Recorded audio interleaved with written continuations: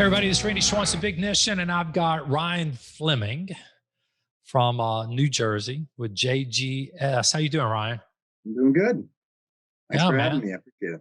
Yeah, I'm glad to have you on. So tell us a little bit about Ryan and your family. Oh man. So we are, you just said it, New Jersey. So I'm on the coast. I've been a coastal kid for forever. Um, I am the the father figure of a blended family, which Yeah, is has its own struggles, but you get how that goes. It's just it's a different thing every day. But we've gone through the pandemic fairly well. I think it's solidified our our resolve as a family. So that's been something. yeah. Um, yeah, and I've been at JGS just under 20 years now. Wow. And so when you say blended family, how many kids are you responsible for? I'm just curious. So we have five together. So three of mine and two of my wife's. And are any of them out of the house? Or are you still like, One just left recently. He's on his way to boot camp after they get done with all the quarantine stuff. yeah, I Yeah, so got it. he's gonna. Yeah, he went into to the Marines for an intelligence specialist, and I'm pretty proud of him. That's awesome. That's very, very good. So Mhm. tell me a little bit about the agency. What's the agency look like, if you will? So we've started about 100 years ago. Back when I was young, Yeah. 100 years ago, and our specialty has always been real estate. Um, it was a twofold agency where we had a real estate arm and an insurance arm. Well, years and years and years ago, they split up. Real estate went one way, and the insurance arm is has remained JGS. So we cut our teeth in a habitational community association type niche, and really went guns blazing before I came around with that niche and created what that is in our area. So we then branched out into having a wholesale division, which has taken on a life of its own. That's been extremely successful. Yep. Um, and then we've always kind of organically grown the retail side, community association business.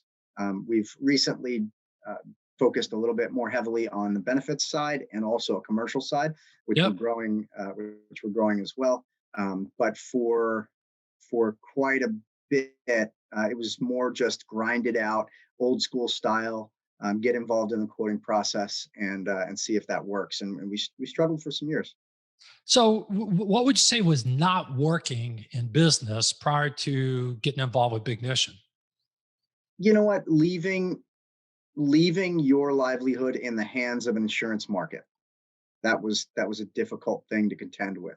Not to mention the support staff needed to consistently dive into a quoting process. It was hard. We would hire and it wouldn't work out, and we try to move people around to different areas to create what is a funnel for a quoting process that would work out on a consistent basis. Which every client, every account that comes in is completely inconsistent. So then we'd have to reinvent the wheel every time, and that was just a struggle. That's just the way insurance had been conducted across the board, nationally, everywhere. Yeah. And so then what kind of changes started to occur as you got involved with Bignition and implementing it into your agency? So we had some competition come into our area that really kind of rattled us a little bit, and it was a quoting mammoth. They were a big, huge national agency, and they just figured we're going to go guns blazing into that niche of community association habitational business, and it was tough to compete with because now you've got this quoting machine just throwing numbers on tables, and insureds were just looking at the final dollar because we hadn't convinced them otherwise. And that's where our book was. I mean, we weren't writing a ton of new business, and we were losing business. Um, it was just a reversed a reversed graph that we just had to address. So that coupled with trying Salesforce and trying some sales coaching. I mean, I think we basically threw the book at it. At the time, I was just a salesperson, and I was on the receiving end of one, two, three, four, five different sales coaches, different books, different CRMs that we were trying, Salesforce being the most difficult one to use. And it just, I was just kind of shell shocked with all the different things that we were having to try. And it was just a new version of the same old thing. And so I got to ask you, being a man that's responsible for 5 children, how did that make you feel dealing with all of that stuff? Yeah. So back then, I was in a bad marriage. So none of it was working out. The work was difficult. It was a whirlwind of what was going on. Everything was changing daily. Couple that with a non-supportive home structure, and it just wasn't working. So personally in my life, I had a complete change where things started to get better after I got out of that situation, and then eventually met, who is now the love of my life and my support structure that I could never replace. And that now changed my mentality at the same time as, light bulb moment. Here comes Bignition. And I had already, listen, don't get too big of a head, but I had already been researching all of your YouTube videos. So I had all the pieces, different pieces of the puzzle that I was trying to apply without the full picture. So I had already been diving into the BOR process almost entirely, not because that's what I thought was the best way to do it, but just because I couldn't figure out how to get a marketing process through our agency smoothly. So I said, I just need to take that process out of it and just try to get the decision and let them work it out on the back end. So what would you say changed after you got involved with Bignition? What kind of changes happened at the agency? So I could see it. I could see it from its infancy stages to fruition. So I could say, okay, now I see where we can lead our insured to a more educated path, and say, all right, if I can.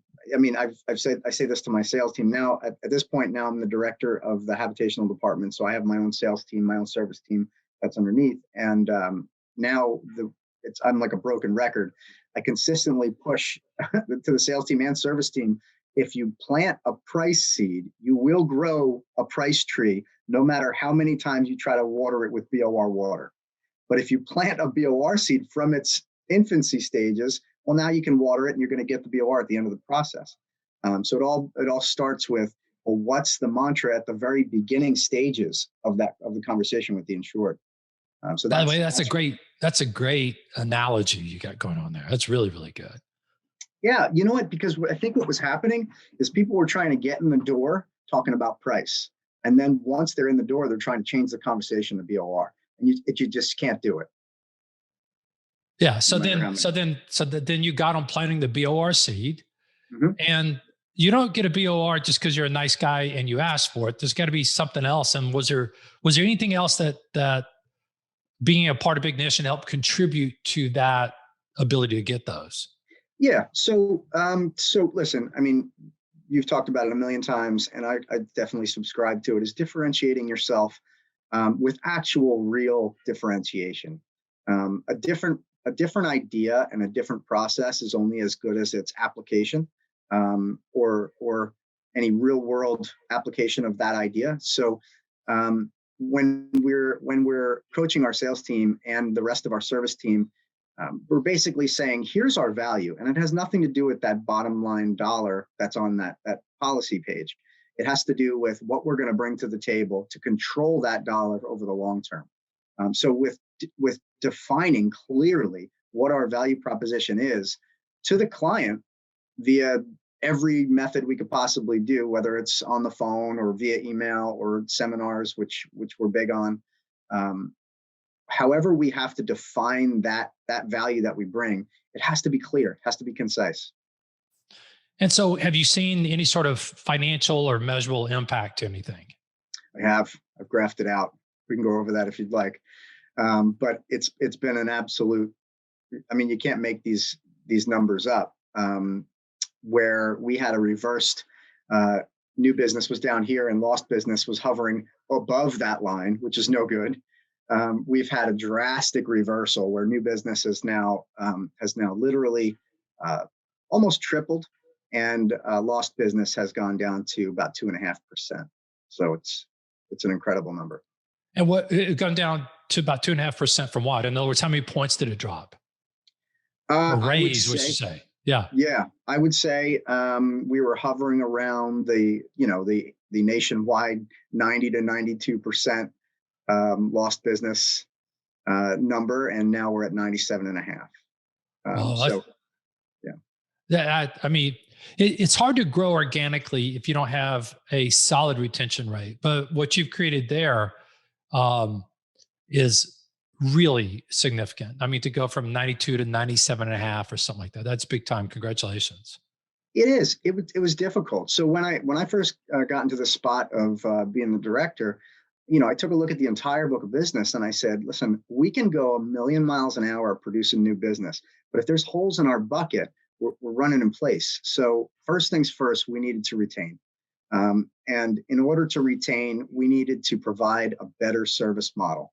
And that service model came in the form of a written service timeline, which you've talked about a million times. We've fine-tuned, since we're such a niche heavy business, we're able to develop what is a written service timeline that makes sense for the niche. Yeah, you can wiggle it around a little bit, but at the end of the day, defining what 14 to 16 months worth of service looks like month by month, and having those services defined clearly with the negative that we're avoiding at the end of the day, it's been business changing for sure. And what would you say to people who are listening to this about um, there's a lot of people that think that that's really difficult to do, maybe even impossible, and then it's too expensive to do. What would you say to that? I would say maybe they're missing the boat. I think a lot of what the insurance industry does, for some reason, we keep it a secret. And what I'm trying to get everybody to understand is that if you pull back the curtain and you show everybody the wizard's not so scary, and they start to get some understanding as to how insurance works. So you've heard a million times, everyone under the sun says I hate insurance, yet come catastrophe, it's their best friend. It's the person that writes a check to make their lives whole again. So why is it that they hate insurance? It's because, for one, they don't understand it. And the second part is because the procurement thereof is so terrible. Yeah. And that's our fault. That's the broker's fault. So that's why what we were able to do is we were able to define exactly what we do in a 12, 14, 16 month period, whatever the client needs to see. And how we're going to negotiate on their behalf, what that's going to look like, education throughout the entire process, and even simple things as much as, as easy as we're going to check the policies for correctness post-binding. I mean, it's such a simple, minute little thing. Adding that to a service timeline with what the negative is without the insured understanding that did indeed happen. There's a consequence there if we don't do that. We do it automatically, so does every broker. But at the end of the day, without the insured understanding that that's something that's important, well, then it's not. And I'm sure there's some other things that you do that you don't want to tell us about that you would call secret weapons, which is fair. But thanks for giving an idea of, I mean, so I think you're right. Buyers hate what they don't understand and they can't control. And so when you make it understandable and now they can see the control mechanism in place, this document written service timeline becomes how they control their future, right? And how you help them control their future. Then it gives them a level of certainty that they don't get anywhere else. For sure. Yeah. Yeah. And of course we add so many services. Your question of, well, some people say that it's a little bit too expensive to put a service timeline in place. I mean, yes, if you're trying to throw the kitchen sink at the insured without them asking for it, or without them seeing a need for it. So if I'm going to throw loss control and some on-site inspection services that require additional third-party help, or if I'm going to say I'm going to do an ergonomics study and I'm going to throw a bunch of resources at figuring out how your people are lifting things and receiving back injury. If I'm doing all of that and those issues don't actually exist, well, then of course I'm throwing resources at something the insured doesn't believe in. Right. I get it.